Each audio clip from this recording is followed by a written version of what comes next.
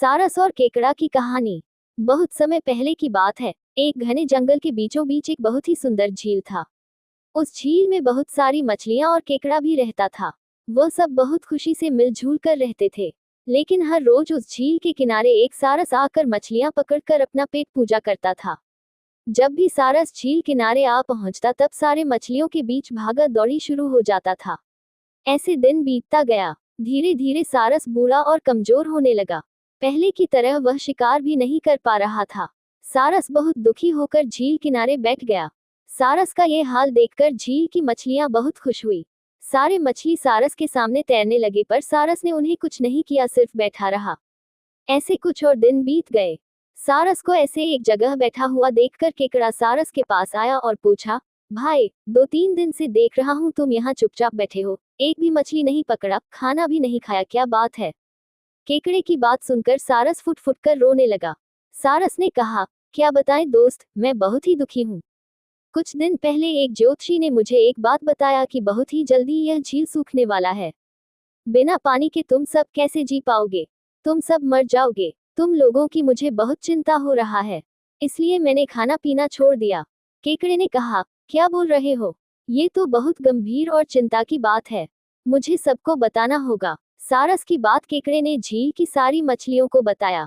सारी मछलियां और केकड़ा मिलकर सारस के पास गए और बोला, क्या बोल रहे हो, झील सूख जाएगा? तब हम सब कहाँ जाएंगे? क्या करेंगे? कोई तो उपाय होगा ना बचने का। हम सब ने तुमको हमारा दुश्मन समझा, पर तुम तो हमारे दोस्त निकले।